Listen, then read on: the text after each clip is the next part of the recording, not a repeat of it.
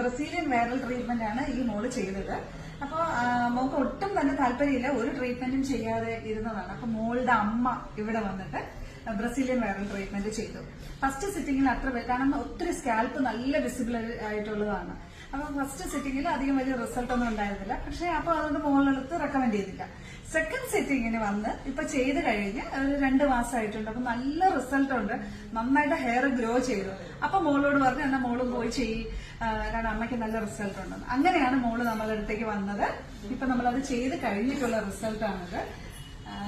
നല്ല നല്ല കേളി ആയിട്ടുള്ള ഒരു ഹെയർ ആണ്. ഞാൻ ഇതിന്റെ ബിഫോർ ഉള്ളത് പിക്ചർ ഇതിനകത്തേക്ക് കൊടുത്തേക്കാം.